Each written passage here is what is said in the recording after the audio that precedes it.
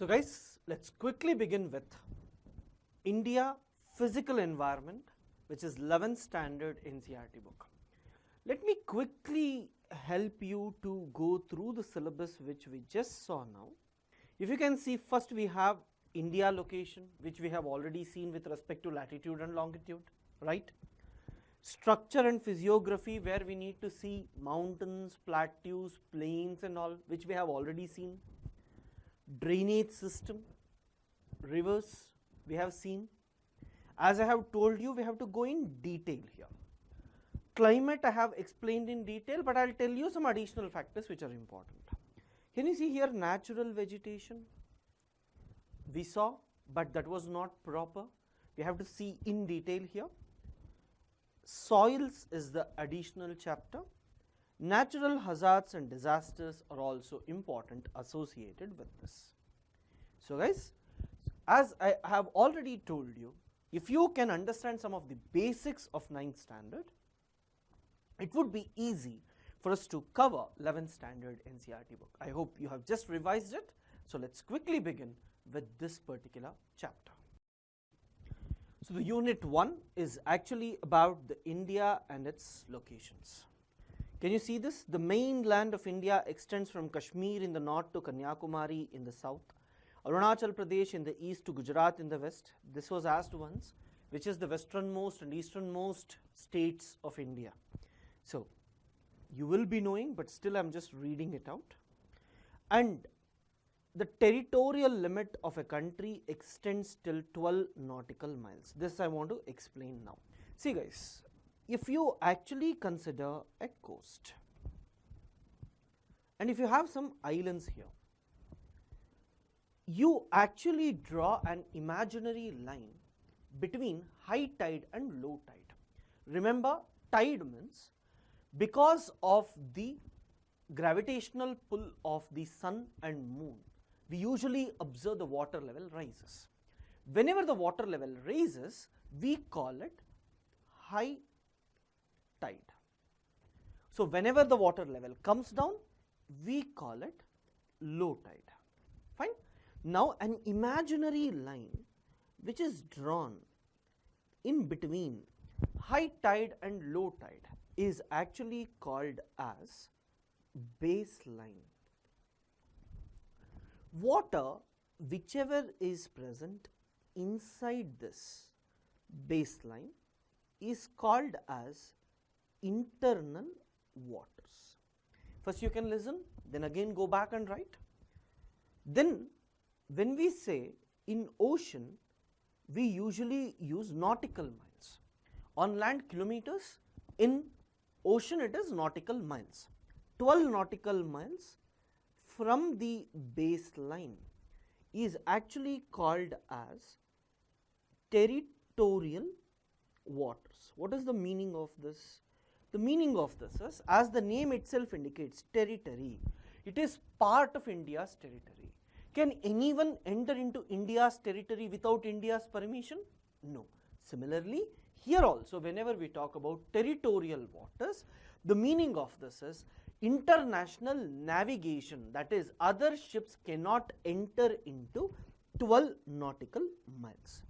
I hope you understand. So if any ship has to enter into this 12 nautical miles, then they have to take permission from us. So this is what we say territorial waters. Sometimes it is very difficult for us to locate where the ship is actually coming. Is it closer to 12 nautical miles, or should we stop it before it comes into our territorial waters, or should we stop it after entering?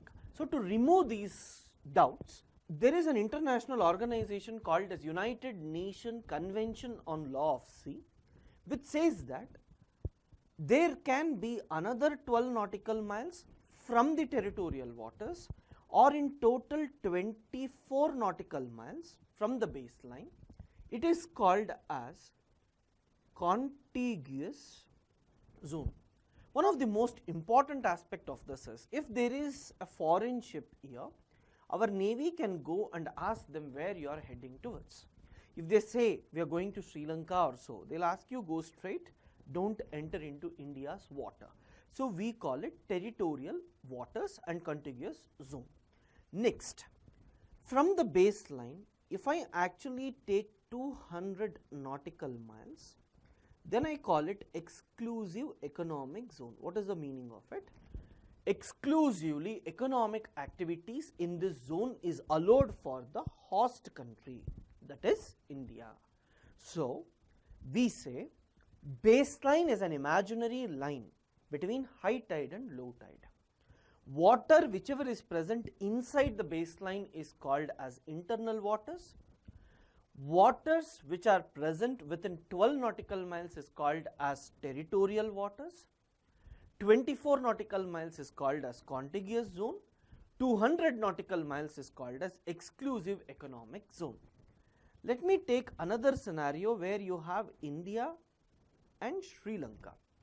Now, in between India and Sri Lanka, there are places near Gulf of Mannar and Pak Strait where the distance between Indian coast and Sri Lankan coast is less than 400. Let's take a situation where it is greater than 400 or it is equal to 400. Then what will happen? 200 nautical miles will be given to Sri Lanka and 200 nautical miles will be part of India. But let me take a scenario, you have 360 nautical miles. Then what happens? 180 nautical miles will be of Sri Lanka, 180 nautical miles will be of India. So usually we draw a line, median in between. And as in ocean it is very difficult to differentiate this, usually we observe that the fishermen cross on either side. This is what we need to understand. I hope this is clear. So we are talking about exclusive economic zone here. Can you see? Nautical miles, 1 nautical mile is equal to 1.8 kilometer. Very, very important. Our southern boundary extends till 6 degree 45 minutes north. I have talked about latitude and longitudinal extensions. And can you see? The north-south is 3214 and east-west is only 2933. This is very, very important. India's north-south extension is more when compared to east-west. Is it correct? Yes. Then, when we talk about longitude and time, I have already told you that northeast and Gujarat is away from 30. So it means 15 degree difference, which means 2 hour difference. 15 degree is equal to 1 hour. 30 degree is 2 hours. So the difference between Gujarat and northeast usually has to be 2 hours, but we have taken a median line. So this is what we try to see. It's very, very important for us to look at this. This difference is based on the fact that distance between two longitude decreases towards the pole, whereas distance between two latitudes remains. You know the distance between two latitudes will be 111 kilometer throughout latitude. That's why it is called as parallel. No need to see this much. Then you have size. Just go through this once. Not important for us at all. This is very, very important. Few mountain passes such as Khyber, Bolan, Shipkila, Nathula, Bomdila, very, very important. All the laws are very, very important. The reason for this is these are passes. India and China fought near this. So it's very, very important for us to read about this or remember about this. Without Andaman and Nicobar and Lakshadweep, it is 6,100 kilometers. Along with them, it is 7,517 kilometers. Very, very important for us. And when we talk about neighbors, you're all aware that Afghanistan has border with India. Sri Lanka is actually separated from this by Gulf of Mannar and Pak Strait. So this should be enough. If you can go through these things carefully, it is more than enough. No need to worry much. So let's quickly take the next chapter. So guys, we have to look at structure and physiography, where we need to see mountains, plateaus, delta, plain, all this comes into picture. So I have already told you about plate tectonics.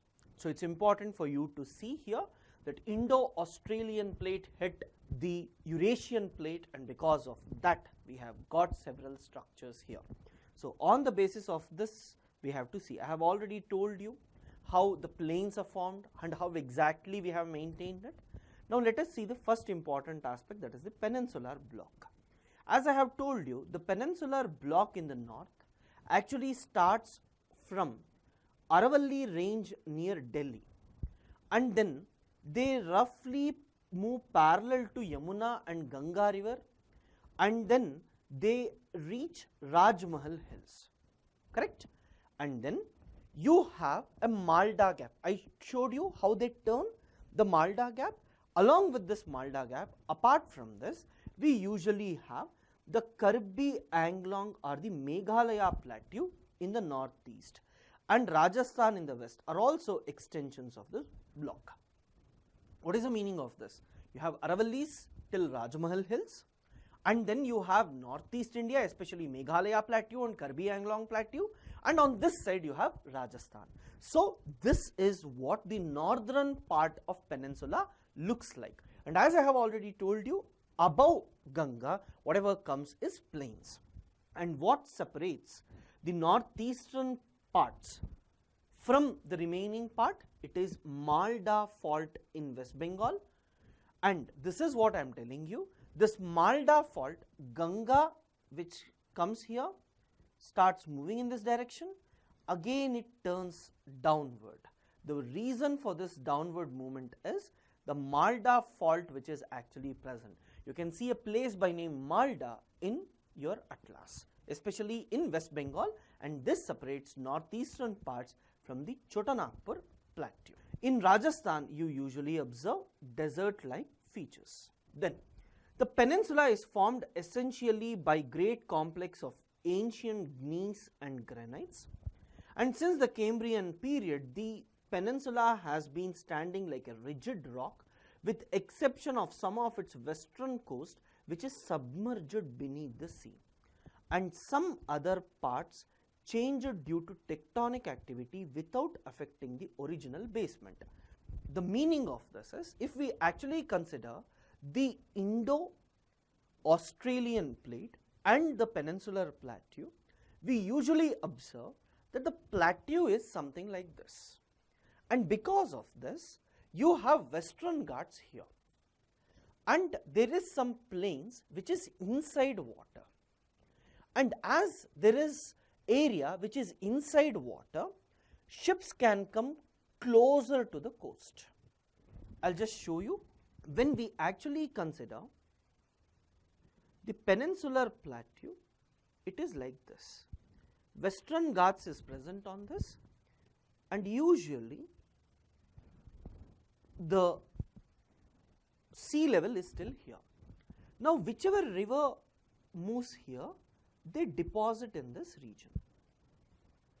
You have continental shelf and slope being developed here, whereas here what happens, the sand particles or depositions takes place down.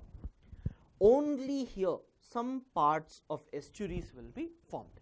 Here you see huge deltas being formed, but here you see estuaries being formed. Okay. Now ships can actually come closer to this. If you consider a port here, ships can come till here, and if you have a port here, big ships whenever they try to come, they get stuck here. So usually we see natural ports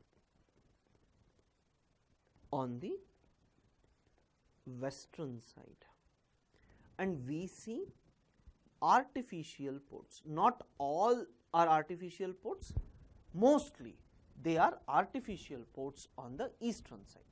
The other term we use is western coast of India is submerged. I have already explained you the meaning of submergence. Eastern coast of India is emerged. So you get natural ports here, you get artificial ports here. Question of UPSC: why do you see more natural ports on the western side? Because there it is submerged. And then we need to observe about the Rift Valley. The Rift Valleys of Narmada, the Tapi and Mahanadi and the Satpura Block Mountains are some examples where the Indo-Australian plate is subjected to some sort of vertical movement. Plate tectonics we have already seen that there will be some sort of rift valleys usually whenever you observe divergent plate, isn't it? So, sometime inside or below the peninsular plateau there was some sort of divergence which led to this. Can you see? There is vertical movements and block faulting which has occurred. And remember, it occurs only in the divergent plates. The peninsula consists of relicit and residual, means old one, which is eroded, like the Aravallis, Nallamala Hills, Javadi Hills, Velikonda Hills, Palakonda and Mahendragiri ranges. Please just go through these places once. In optionals if you are taking, there I will help you how to remember them, but here it is not important. Then let us see the Himalayas and the peninsular mountains. The Himalayas along with other peninsular mountains are young, weak and flexible because it is newly formed. It can be easily eroded. Consequently, they are still subjected to interplay of exogenic and endogenic forces. Endogenic, building is taking place. Exogenic, erosion is taking place, right? So, one builds, other one erodes. Both are taking place in the young mountains of Himalayas. When it comes to plateaus, endogenic has stopped, only exogenic is usually observed. So, usually gorgeous V-shaped valleys, rapid waterfalls are observed. So, in the physical geography book of 11th standard, we will be seeing this. So, please mark there, read physical geography, right? Indo-Ganga Brahmaputra plain, very, very important. The third geological division of India comprises the plains formed by river Indus, Ganga and Brahmaputra. It is one of the largest after Amazon in the world, and here you have a depression which I have already showed you, because the Indo-Australian plate went and hit this, and because of this there was a depression formed, and in this the depositions took place. And we have also read that the plain level, it doesn't increase but it is almost flat throughout.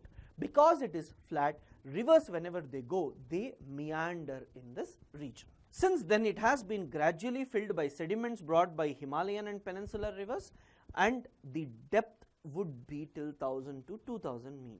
It is evident from the above discussion that there are significant variations among the different regions of India in terms of geological structure, which are far-reaching impact upon other related aspects. The relief and physiography of India has been greatly influenced by the geological and geomorphological process. Next, let us see how exactly we are going to divide now. We have northern and northeastern mountains, plains, peninsular plateau, desert, coastal plains and islands. Let us take one after the other. So, the north and northeastern mountains when I take, first I start with Trans-Himalayas, then I have Greater Himalayan ranges which includes Great Himalayas and Trans-Himalayan range. Karakoram mountain range which hit first is the Trans-Himalayan ranges. Then you get the Middle Himalayas and Shivaliks. The general orientation of these ranges are from northwest to southeast direction. Himalayas in the Darjeeling and Sikkim regions lie in the east-west direction, right? That is, they are moving like this, east to west, they are moving like this, that is east to west, only near Darjeeling and Sikkim. While in Arunachal Pradesh, they are from southwest to northwest. They move in this direction, right? Then in Nagaland, Manipur and Mizoram, they are in north-south direction. The approximate length of Great Himalayan range, also known as the Central Axial Range, is 2500 km, and the width is 160 to 400 kilometers. It is also evident from the map that the Himalayas stand almost like a strong and long wall between the Indian subcontinent and the Central and East Asian countries. Please go through this carefully once. Himalayas are not the only physical barrier. There are other factors as well. No need to remember. What is more important is the division. So, it is given different names. Kashmir or northwestern Himalayas. That is, if we actually take Karakoram mountain range, Ladakh, Zaskar, Pir Panjal, Greater Himalayas, these are part of Kashmir or northwestern Himalayas. Then you get Himachal or Uttaranchal. So before that, first let's see in detail what exactly we have to read with respect to Kashmir or northwestern Himalayas. I told you there it's only basic division, here you have to go in detail. So first important thing that we need to understand is, so Kashmir Valley and famous Dal Lake is between Great Himalayas and Pir Panjal range. This can be asked. Kashmir Valley is in between two mountains. Which two mountains? You have Greater Himalayas and you have Pir Panjal ranges. And here you have this. So actually in between these two, there was a lake. And over a period of time, as I told you, the mountains keep rising. Fold mountains keep rising. When they raised, water in these lakes came out. And a small depression where the lake is still present is your Dal Lake. And whenever you have lake before and now if the lake has been removed, you get a soil called as Karewa soil, which is very, very important for you, especially when it comes to saffron production. This is the reason why in Kashmir saffron is grown very well.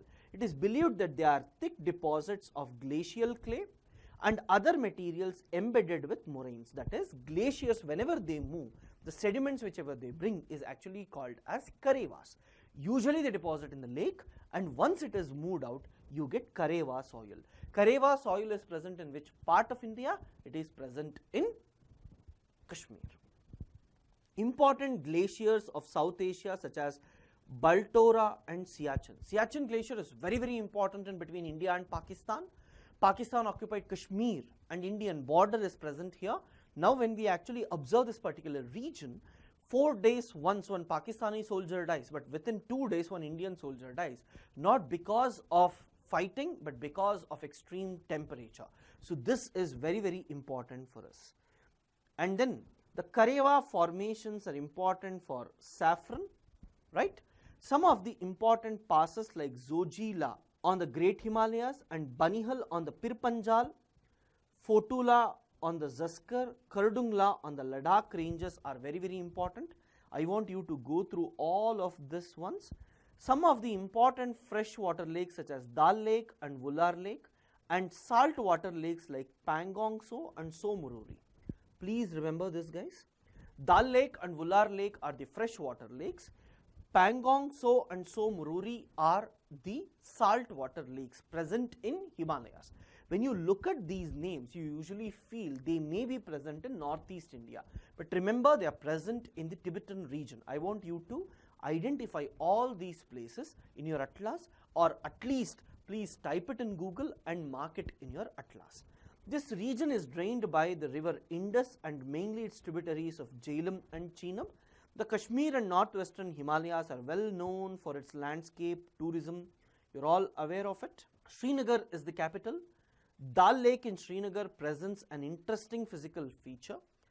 I have already told you that youth stage means it will be like this, right? Steep slope. Then the slope, first it will be like this, then it reduces, correct? Youth, mature, old. This is how it varies.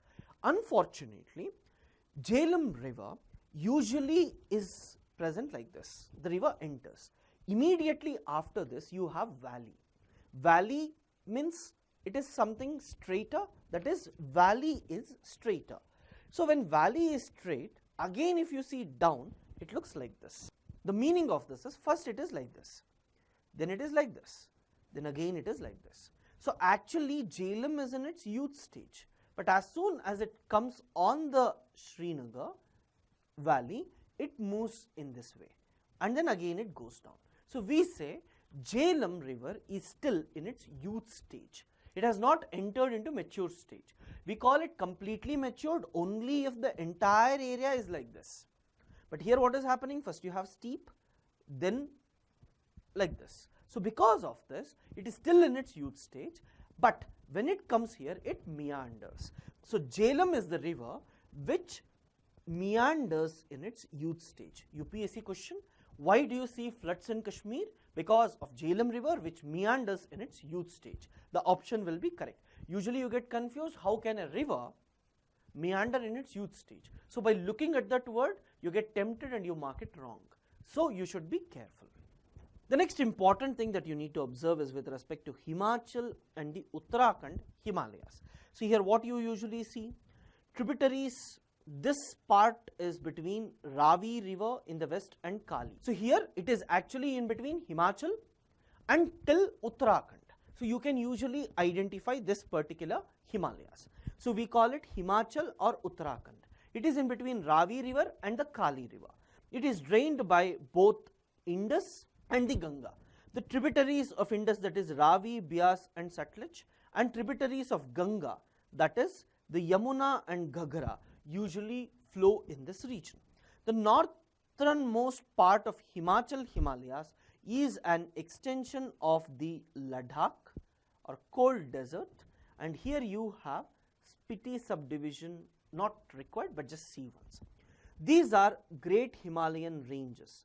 The lesser Himalayan ranges which are present in this, Pirpanjal ranges, is actually present in Kashmir.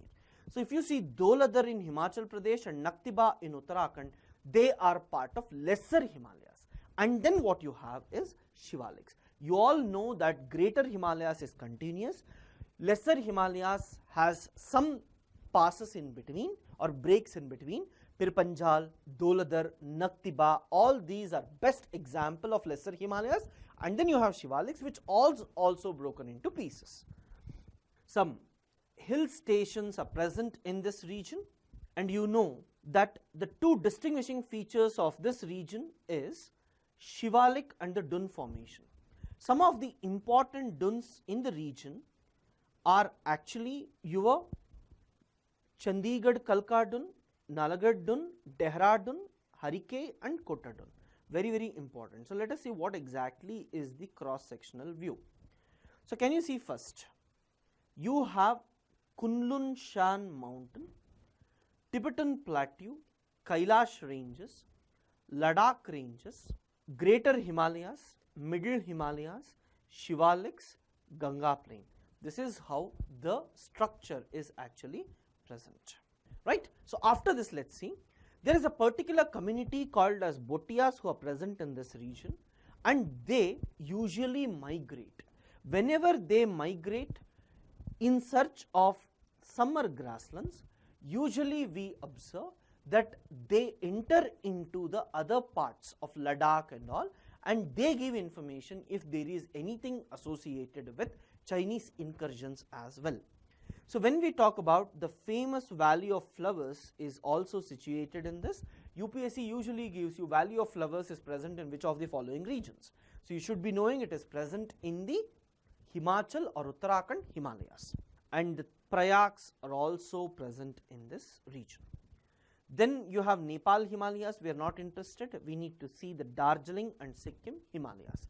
They are flanked by Nepal Himalayas in the west and Bhutan Himalayas in the east. It is relatively small but is most significant part of the Himalayas because it has some of the fast flowing rivers like Teesta. It is the region of high mountain ranges like Kanchenjunga and deep valleys. The higher reaches of this region are inhabited by Lepcha tribes. This time it is important because of the Nathula Pass and the issues associated there. The British, taking advantage of the physical conditions such as the moderate slope in this region and thick soil cover with organic content and well distributed rainfall throughout the year, they introduced tea plantations in this region. UPSC mains question, why is this region chosen usually for tea production? The reason is you have moderate slope present, thick soil cover with organic content, which is good, and along with this they get rainfall throughout the year. All these conditions helped them to give tea plantations. As compared to other sections of the Himalayas, these along with Arunachal Himalayas are conspicuous or by the absence of the Shivalik formations, and in the place of Shivaliks, as I have already told you, you have duars or doors, and it is in this region usually tea plantations are usually seen, which have also been used for the development of tea gardens. Sikkim and Darjeeling Himalayas are also known for their scenic beauty. UPSC 100 words were asked from here till here. If you knew this along with map, if you can present, you would have scored very good marks at that time. Right guys, so every line, any question if it has reason, it's very, very important for you. You can see 2014 question paper, directly UPSC has asked you, why are these places chosen and why not the other regions? Arunachal Himalayas, these extend from the east of Bhutan Himalayas to the Difu Pass in the east. The general direction is southwest to northeast. Some of the important mountain peaks is Kangtu and Namcha Barwa. These regions are dissected by fast flowing rivers. Right? Rivers Subansiri, Dihang, Dibang, Lohit, UPSC has asked these passes in which of the following states, so please be careful, and they follow Jumming cultivation, very, very important for us. Abur, Mishmi, every hill has a tribe and the name of the tribe is also associated with the hill. So both are very, very important for us. Then you have the eastern hills and mountains where Patkaibum, Naga, Manipur hills, Mizo hills or Lushai hills, and they follow Jum cultivation, shifting cultivation.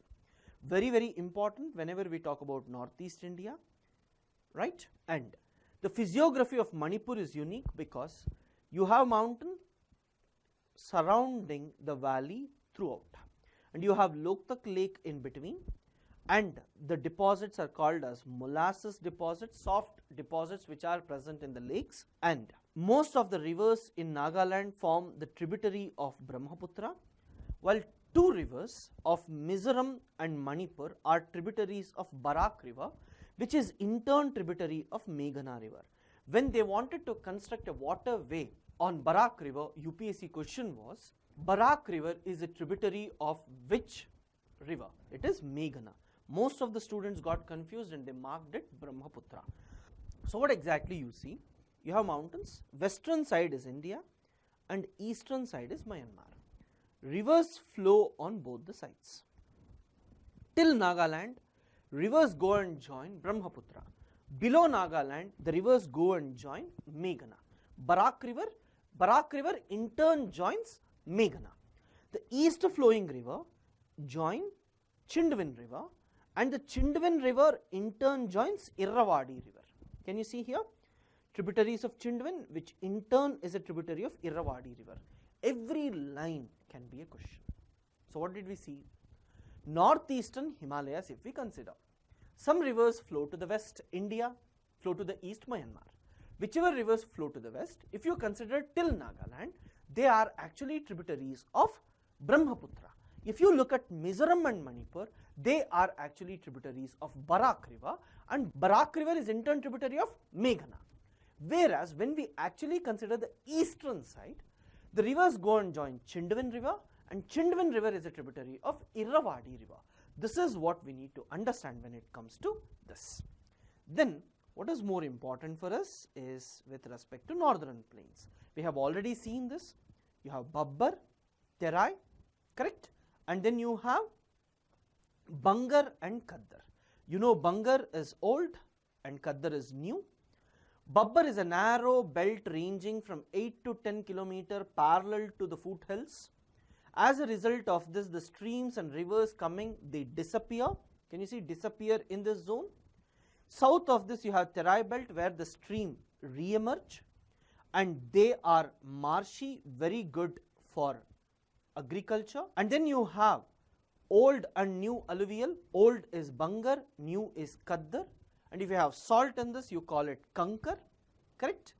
Usually in this region, river meanders, oxbow lakes are usually formed, correct? You do not have any feature throughout is what we usually observe.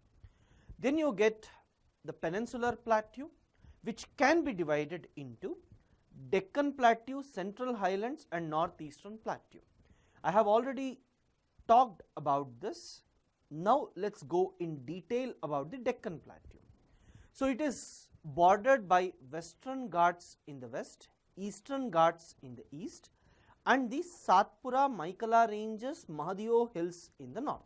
That is, it is below, right? Western Ghats are locally called by different names: Sahyadri in Maharashtra, Nilgiris in Karnataka and Tamil Nadu, Annamalai hills and Cardamom hills in Kerala. UPSC prelims question, very, very important. Western Ghats are comparatively higher in elevation than the Eastern Ghats. Again, a very important fact that you need to remember. Anaimudi, Annamalai, all these names are very, very important, and Western Ghats and Eastern Ghats, they usually meet at Nilgiri hills. Eastern Ghats, comprising the discontinuous and low hills, are highly eroded by rivers like Mahanadi, Godavari, Krishna, Kaveri. We have already seen this. That's why I am just going quickly. And you are also aware about the Central Highlands, which is bounded to the west by Aravalli range. Satpura ranges is formed by a series of scarps. This forms the northernmost boundary of the Deccan Plateau. It is a classic example of Relict mountains, that is, after erosion whatever is left. And in deserts you see barchans. So you may get a doubt, what are these barchans and all? Can you see these? Marustali, barchans, these are the pictures. And the eastern side of this region you have Central Highlands. Banas is the only significant tributary of the river Chambal that originates from the Aravallis in the west. So just see this, apart from this nothing much is important. Next, Northeastern Plateau. In fact, it is an extension of the main peninsular plateau, but it is separated by the Malda Gap, as I have told you, right? A depression. Today the Meghalaya Plateau and the Karbi Anglong Plateau stand detached from the main peninsular block, and then we need to understand here that the Meghalaya Plateau is further subdivided into Garo, Khasi, Jaintia, named after the three tribal groups who are present in this region. And this plateau also has coal, iron, ore, limestone, uranium and others. Just see this, which we will be covering in mineral section as well. Then you have Indian desert. It is actually present on the northwestern side, and you know that rainfall is very less or limited in this particular area. This region receives low rainfall below 150 millimeter per year. Hence, it has arid climate with low vegetation cover. It is because of these characteristic features that this is also known as Marustali. It is believed that this region was under the sea and later it has come up. Gujarat and Rajasthan is said to be under sea. We have read that Dwarka was under sea and it has come out now. The Luni river flowing in the southern part of the desert is of some significance because it is the most important river present in this region. And you have lakes and playas present in this region, which is brackish, and salt is usually obtained from this. And then you have coastal plains, the western coastal plain and the eastern coastal plain. The western coastal plain are example of submerged coastal plain. I have already showed you. It is believed that the city of Dwarka, which was once part of Indian mainland situated along the west coast, is submerged under water. I told you, right? And some of the important ports, Kandla, Mazgaon, JLN Port, Marmagova, Mangalore, Cochin, are natural parts and they are present on the west coast. I have already showed you this. Extending from the Gujarat coast in the north to the Kerala coast in the south, the western coast may be divided into Kutch and Kataivar coast in Gujarat, Konkan coast in Maharashtra, Goa coast, Malabar coast in Karnataka and Kerala, or Kannada coast, which we have already seen. And in the western side, rivers whichever when they enter, they do not form deltas because the space is very less. Estuaries are usually formed. The Malabar coast has got certain distinguishing features, that is, in Kerala you usually see backwaters or kayals, right. So these are some of the important things that we need to remember. As compared to the western coastal plain, the eastern coastal plain is broader and it is emerged. Because of this, artificial ports are present and deltas are very well developed. Mahanadi, Godavari, Krishna, Kaveri, major rivers which flows also form good deltas here. And because of this, that is, the continental shelf extends up to 500 kilometers into the sea, and it has made development of good ports and harbors difficult. Some of the ports are Chennai, Visakhapatnam, Kolkata, all this comes under this. Then you have the islands. Bay of Bengal, which is about 572 islands. The two principal islands which are present here is Ritchie's Archipelago and Labyrinth Island. The entire group of island is divided into Andaman in the north and Nicobar in the south. And 10-degree channel usually separates Andaman and Nicobar. Can you see here? Yes. And some of these smaller islands are volcanic in origin, and Barren Island is the only active volcano situated in the Nicobar Islands. Please read it, it's very, very important for you. And this factual information where they talk about important mountain peaks present on every group of island is also important for us. Then Lakshadweep is actually divided into Lakadiv and Minicoy, right? And these islands are usually coral reefs. There are approximately 36 islands, of which 11 are inhabited. Don't think Lakshadweep means lakhs of islands.